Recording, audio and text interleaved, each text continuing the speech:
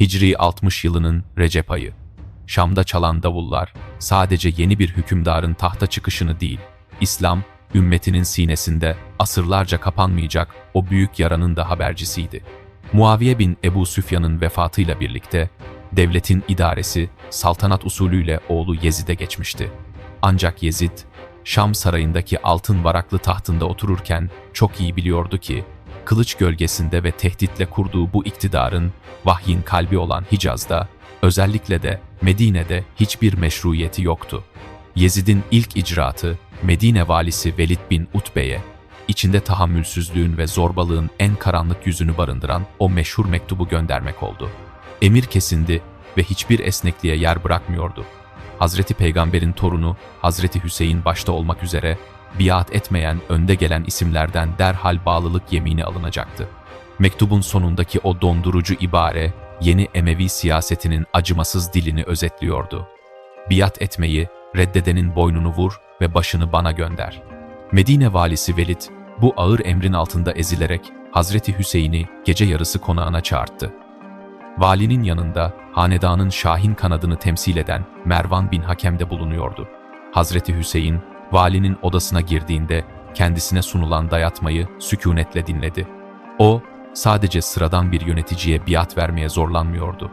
Ondan beklenen, İslam'ın liyakat ve istişare felsefesini ezip geçen, zulmü ve liyakatsizliği meşrulaştıran bir tiranlığa onay vermesiydi.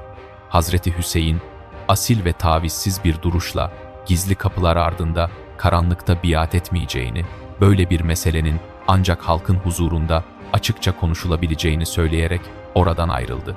Mervan'ın, "Fırsat elindeyken onu hemen burada öldür" şeklindeki kışkırtmalarına rağmen, vali, peygamber torununun kanını kendi ellerine bulamaya cesaret edememişti. Ancak Hazreti Hüseyin çok iyi biliyordu ki, Medine artık onun için güvenli bir sığınak değildi. Şam'ın kılıcı, dedesinin şehrinin semalarında pervasızca sallanıyordu, kararını verdi. O, haksızlığa boyun eğip, zillet içinde bir ömür sürmektense, inandığı değerler uğruna izzetli bir gidişi seçecekti. Recep ayının son günlerinde, zifiri karanlık bir gecede, Hazreti Hüseyin tüm ailesini ve en sadık yarenlerini yanına alarak yola koyuldu.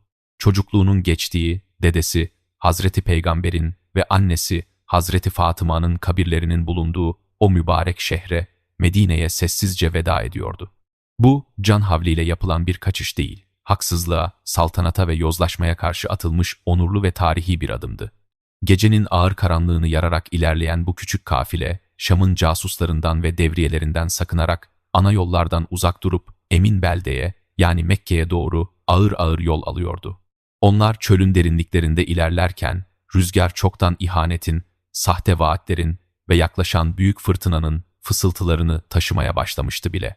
Hazreti Hüseyin ve beraberindeki o küçük, asil kafile, Şaban ayının başlarında emniyet yurdu Mekke'ye ulaştığında, Medine'deki o gergin bekleyiş yerini büyük bir siyasi fırtınaya bıraktı. Peygamber torununun Yezid'in saltanatına boyun eğmediği ve Hicaz'a sığındığı haberi, çöl rüzgarlarıyla birlikte tüm İslam coğrafyasına, en çok da eski başkent Kufe'ye hızla yayıldı. Kufe, babası Hazreti Ali'nin hilafet merkeziydi ve Emevi idaresinin o ağır, baskıcı politikalarından yaka silken on binlerce insanla doluydu. Şam'ın atadığı valilerin ağır vergileri ve siyasi baskıları altında ezilen Kufeliler, Hazreti Hüseyin'in Mekke'de kıyam ettiğini duyar duymaz harekete geçtiler. Mekke'ye giden yollar, Kufe'den gelen elçilerle dolup taştı. Sadece birkaç gün içinde Hazreti Hüseyin'in ellerine ulaşan mektupların sayısı binleri, 10 binleri bulmuştu. Satır aralarında çaresizlik ve büyük bir vaat yankılanıyordu. "Bizim başımızda bir liderimiz yok, meyvelerimiz olgunlaştı, ordularımız senin için hazır bekliyor. Acele et ve bize gel, bizi bu Emevi zulmünden kurtar." Ancak Hazreti Hüseyin, babası ve ağabeyinin Kufe halkıyla yaşadığı o acı tecrübeleri çok iyi biliyordu. Siyasi feraseti gereği, bu coşkulu ama bir o kadar da kırılgan davet seline hemen kapılmadı. Durumu yerinde incelemek, Kufe'nin niyetinin ciddiyetini tartmak ve halkın gerçekten arkasında durup durmayacağını görmek için en güvendiği isimlerden birini, amcasının oğlu Müslim bin Akil'i öncü olarak Irak'a gönderdi. Müslim bin Akil, gizlice Kufe'ye girdiğinde manzara umut vericiydi. Şehrin ileri gelenleri, kabile reisleri ve halk akın akın ona geliyor, Hazreti Hüseyin adına ona biat ediyordu. Kısa süre içinde biat edenlerin sayısı 10 binleri aştı. Her şey Kufe halkının mektuplarında vaat ettiği gibi görünüyordu. Bu tablo karşısında Müslim, Mekke'ye o tarihi ve geri dönüşü olmayan mektubunu yazdı. Halk seninle beraberdir, vakit kaybetmeden Kufe'ye gel. Fakat Emevi istihbaratı uyumuyordu. Kufe'deki Şam casusları, şehirdeki bu büyük isyan hazırlığını anında Yezid'e rapor ettiler. Yezid, tehlikenin büyüklüğünü fark edince Kufe'deki o nispeten ılımlı valiyi derhal görevden aldı. Yerine Basra valiliğini de yürüten, gaddarlığı, acımasızlığı ve kan dökücülüğüyle nam salmış olan Ubeydullah bin Ziyad'ı atadı. Ubeydullah'ın Kufe'ye girişi bile tam bir psikolojik harpti. Yüzünü kapatarak ve Hazreti Hüseyin'in kıyafetlerine benzer giysiler kuşanarak şehre giren yeni vali, halkın sevinç gösterileri arasında valilik sarayına ulaştı. Gerçek kimliğini sarayın balkonundan açıkladığında ise Kufe'nin üzerine ölümcül bir sessizlik çöktü. Ubeydullah bin Ziyad, vakit kaybetmeden o demir yumruğunu indirdi. Kabile reislerini sarayına toplayıp onları ölümle tehdit etti, altın ve makam vaatleriyle sadakatlerini satın aldı. Şehrin sokaklarına askerlerini salarak büyük bir terör estirdi.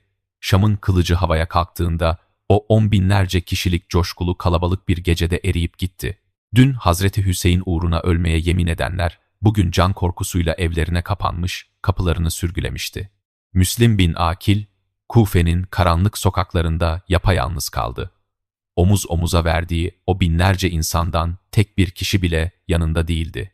Çok geçmeden yeri tespit edildi, esir alındı ve Kufe sarayının damından atılarak acımasızca şehit edildi. Kufe, en büyük ihanetini gerçekleştirmiş, rüzgar tamamen tersine dönmüştü.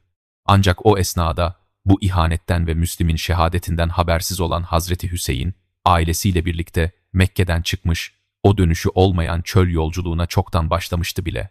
Hazreti Hüseyin, Zilhicce ayının 8. günü, yani tüm İslam aleminin hac farizası için Arafat'a yöneldiği o mukaddes vakitte kan dökülmesini ve harem bölgesinin hürmetinin çiğnenmesini engellemek için Mekke'den ayrıldı. Yanında devasa bir ordu değil, hanımları, çocukları, kardeşleri ve davasına ölümüne inanmış çok az sayıda sadık yareni vardı. Bu, bir iktidar yürüyüşü veya taht kavgası değildi. Bu, dedesi Hazreti Peygamber'in inşa ettiği adalet nizamını, Şam'ın o altın yaldızlı saltanatına karşı savunmak için çıkılan onurlu bir kıyamdı. Kafile, kızgın çöl kumlarını aşarak Irak topraklarına doğru ağır ağır ilerlerken, yolda o sarsıcı ve kahredici haber kervana ulaştı. Kufe'den kaçmayı başaran elçiler, acı gerçeği Hazreti Hüseyin'e ilettiler. Şehir kılıç korkusuyla teslim olmuş, 10 binlerce biat rüzgar gibi dağılmış ve öncü olarak gönderilen amcaoğlu Müslim bin Akil, acımasız vali Ubeydullah bin Ziyad tarafından vahşice şehit edilmişti. Kufe, peygamber torununa ihanet etmişti. Bu haber, sıradan bir lider için seferin iptal edilmesi ve derhal güvenli bir limana dönülmesi anlamına gelirdi.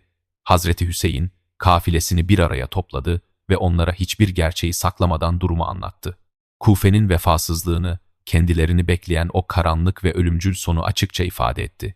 Sadece ganimet veya iktidar umuduyla yolda kervana katılanlara seslenerek, "Üzerinizdeki biatımı kaldırıyorum, gecenin karanlığından faydalanıp serbestçe dönebilirsiniz," dedi. Çölden katılan bazı bedeviler, yollarını ayırıp karanlıkta kaybolurken, Hazreti Hüseyin'in ailesi ve o kemik kadroyu oluşturan 72 asil ruh yerinden bile kıpırdamadı. Çünkü onlar için mesele artık Kufe'nin tahtı değil, İslam'ın izzeti ve haksızlığa karşı gösterilecek o tarihi duruştu. Kalanlarla birlikte yürüyüş o derin ve ağır sessizlik içinde devam etti. Ancak çok geçmeden ufuk çizgisinde devasa bir toz bulutu belirdi. Yaklaşan, Kufe'den gönderilen ve Hür bin Yezid komutasındaki 1000 kişilik, tepeden tırnağa zırhlı Emevi öncü süvari birliğiydi. Çölün ortasında, kadınların ve çocukların da bulunduğu o küçük kervanın etrafı, mızraklar ve kılıçlarla çevrildi. Hür bin Yezid, Hazreti Hüseyin'in şahsına karşı derin bir saygı duysa da Şam'ın ve Kufe valisinin emri kesindi. Bu emre göre Hazreti Hüseyin'in ne Kufe'ye girmesine, ne Medine'ye dönmesine, ne de sığınabileceği herhangi bir şehre veya kaleye ulaşmasına asla izin verilmeyecekti. Kervan sürekli baskı altında tutulacak ve susuz, savunmasız, ıssız bir çöle doğru zorla sürülecekti. Emevi süvarilerinin gölgesinde, mızrakların ucunda günlerce süren o psikolojik harp ve ağır ilerleyiş, Muharrem ayının 2. günü çorak ve kavurucu bir düzlükte son buldu. Atların daha fazla ilerlemek istemediği, havanın ağırlaştığı o tekinsiz topraklarda kervan zorunlu olarak durduruldu. Hazreti Hüseyin, etrafındaki o ıssız ve çorak araziye bakarak yanındakilere buranın adını sordu. Aldığı cevap, tarihin en hüzünlü yankısı olarak asırlarca unutulmayacaktı. Buranın adı Kerbela'dır. Peygamber torunu o ağır ve kederli nefesini vererek, "Burası dert ve bela yeridir. Çadırları kurun, zira kanlarımızın döküleceği ve kabirlerimizin olacağı yer burasıdır," dedi. O kızgın kumlara ilk çadır kazıkları çakılırken, etraflarındaki kuşatma çemberi de giderek daralıyordu. Kerbela'nın o ıssız ve çorak düzlüğüne çadırların kurulmasından kısa bir süre sonra, ufuk çizgisi bu kez çok daha büyük ve ürkütücü bir karanlıkla, devasa bir orduyla kaplandı. Kufe valisi Ubeydullah bin Ziyad, Hazreti Hüseyin'in teslim olmaya niyeti olmadığını anlayınca, Ömer bin Sad komutasında sayıları binleri, hatta 10.000'leri bulan devasa bir orduyu Kerbela'ya sevk etti. Bu ordu, sadece Emevi hanedanının askeri gücünün değil, aynı zamanda siyasi çürümüşlüğün de bir resmiydi. Zira Ömer bin Sad, babası İslam'ın ilk yıllarının büyük komutanlarından ve sahabelerinden biri olmasına rağmen, kendisine vaat edilen reyvaliliği uğruna peygamber torununun kanını dökmeyi göze almıştı. Muharrem ayının 7. gününe gelindiğinde, Emevi idaresi, savaş meydanlarında dahi eşine az rastlanır bir gaddarlığa imza attı. Vali Ubeydullah'ın kesin emriyle yüzlerce kişilik özel bir süvari birliği Fırat Nehri'nin kıyısına yerleştirildi. Hazreti Hüseyin'in çadırları ile suyun arasına adeta etten ve çelikten bir duvar örüldü. Çölün ortasında, yakıcı güneşin altında o küçük kafile suya tamamen hasret bırakıldı. Fırat'ın o coşkun suları gözlerinin önünde akıp giderken çadırlardan yükselen susuzluk feryatları Şam ve Kufe ordusunun vicdanında hiçbir karşılık bulmadı. Günler süren o kahredici susuzluk ve ağır psikolojik baskının ardından Muharrem ayının 9. gününün akşamı, yani savaşın ve mutlak bir ölümün kaçınılmaz olduğunun anlaşıldığı o tarihi Aşura gecesi gelip çattı. Hazreti Hüseyin, gecenin karanlığı çöktüğünde o bir avuç yarenini ve ailesini çadırında topladı. Tarihin gördüğü en asil ve en hüzünlü vedalardan birini yaparak onlara son kez seslendi. Karşılarındaki devasa ordunun sadece kendi şahsını ve başını hedef aldığını, diğerleriyle hiçbir dertleri olmadığını çok net bir dille ifade etti. Gözlerini etrafındaki o yorgun ama vakur yüzlerde gezdirerek, üzerlerindeki biat yükümlülüğünü tamamen kaldırdığını söyledi. Gecenin o zifiri karanlığından faydalanarak ve her biri kendi ehli beytinden birini yanına alarak bu ölüm çemberinden çıkıp gitmelerini, kendi hayatlarını kurtarmalarını emretti. Fakat o çadırın içinde yankılanan cevap, sadakatin ve imanın en muazzam destanıydı. Başta kardeşi Hazreti Abbas ve kendi evlatları olmak üzere o 72 asil ruh yerinden dahi kıpırdamadı. "Senden sonra yaşanacak bir hayatı biz ne yapalım? Seni bu kurtlar sofrasında tek başına bırakıp gidecek kadar vefasız mıyız?" diyerek Hazreti Hüseyin'in etrafında etten bir duvar, çelikten bir irade oldular. O gece Kerbela çadırlarında kılıç şakırtıları değil, sabaha kadar edilen dualar, okunan ayetler ve yaklaşan o büyük şehadeti emsalsiz bir vakarla bekleyen asil ruhların teslimiyeti vardı. Güneş doğup da çöle o kızıl ışıklarını vurduğunda İslam tarihinin en acı günü Aşura sabahı başlayacaktı. Muharrem ayının 10. günü güneş Kerbela çöllerine doğduğunda tarih eşine az rastlanır bir eşitsizliğe ve bir o kadar da emsalsiz bir direnişe şahitlik ediyordu. Bir tarafta tepeden tırnağa zırhlara bürünmüş, sayıları 10.000'leri bulan, savaş çığlıkları atan Şam ve Kufe ordusu, diğer tarafta ise günlerce kavurucu sıcağın altında susuz bırakılmış, yorgun düşmüş ama onurundan ve iradesinden zerre taviz vermeyen o 72 asil ruh duruyordu. Savaş, Emevi ordusunun komutanı Ömer bin Sad'ın attığı ilk okla başladı. Gökyüzünü adeta karartan o yoğun ok yağmurunun altında Hazreti Hüseyin'in o sadık yarenleri birer birer öne atıldı. Onlar için mesele artık hayatta kalmak veya savaşı kazanmak değil, peygamber torununa doğru gelen o acımasız oklara, mızraklara göğüslerini siper edebilmekti. Kendilerini adeta etten bir kalkan yapan bu vefalı dostlar, devasa orduya karşı saatlerce süren amansız bir mücadele verdiler ve öğle saatlerine doğru kumlara düşerek birer birer şehadete yürüdüler.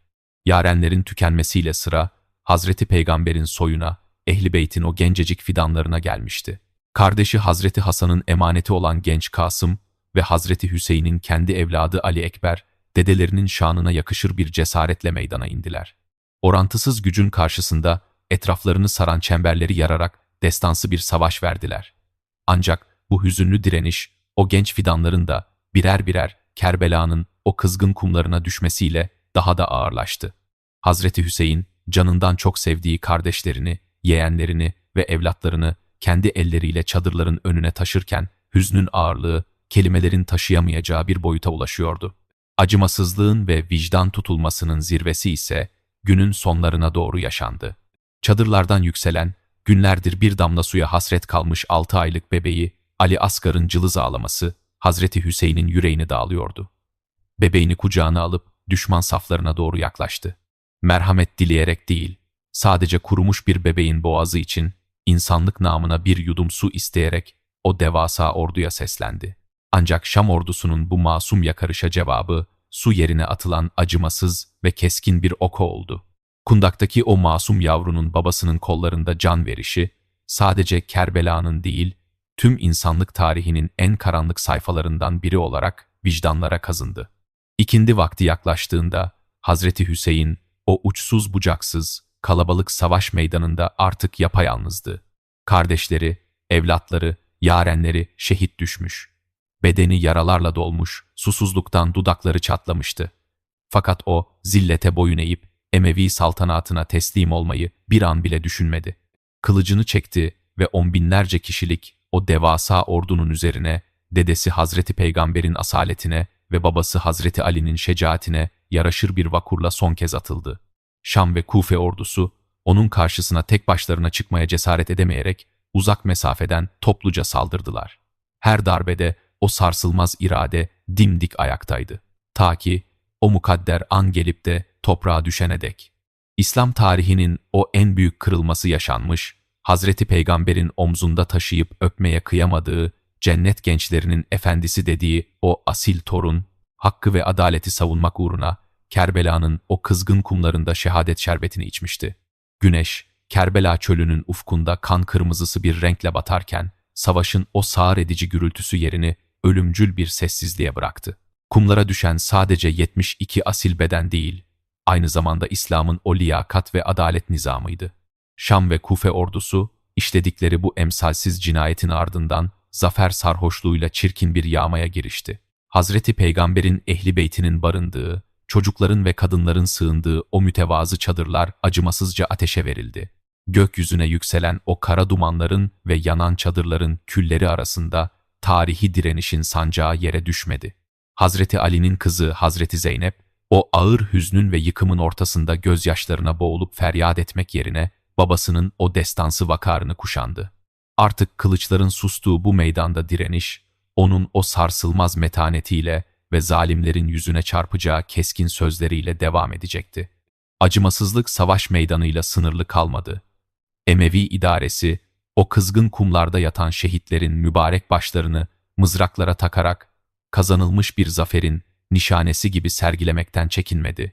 Aralarında Hazreti Zeynep'in, diğer acılı hanımların, yetim kalmış çocukların ve o gün ağır hasta yatağında olan Hazreti Hüseyin'in oğlu Ali Zeynel Abidin'in de bulunduğu bu yaralı kafile, esir edilerek zincirlere vuruldu. Kufe'nin vefasız sokaklarından geçerek Şam'a, Yezid'in sarayına uzanacak o kahredici, o karanlık ve uzun sürgün yolculuğu başlamıştı. Kerbela, o günden sonra sadece Irak'ta çorak bir düzlüğün adı olmadı. İslam ümmetinin sinesinde asırlar boyunca kanamaya devam edecek o en derin yaranın, haksızlığa ve dayatılan saltanata karşı onurlu bir başkaldırının ebedi sembolüne dönüştü. Hazreti Zeynep'in esaret zincirleriyle çıkarıldığı Şam sarayında Yezid'e karşı yapacağı o tarihi ve sarsıcı yüzleşmeyi, o destansı hutbeyi ve Emevi saltanatının vicdanlarda nasıl temelinden sarsıldığını serimizin bir sonraki bölümünde tüm tarihi gerçekliğiyle ekranlara taşıyacağız. Bu derinlikli ve tarihi serüvene bizimle birlikte tanıklık etmeye devam etmek, hazırladığımız bu ağırbaşlı belgesel serisinin daha geniş kitlelere ulaşmasına destek olmak için lütfen videoyu beğenmeyi ve kanalımıza abone olmayı unutmayın. Bir sonraki bölümde Şam Sarayı'nın o soğuk duvarları arasında görüşmek üzere.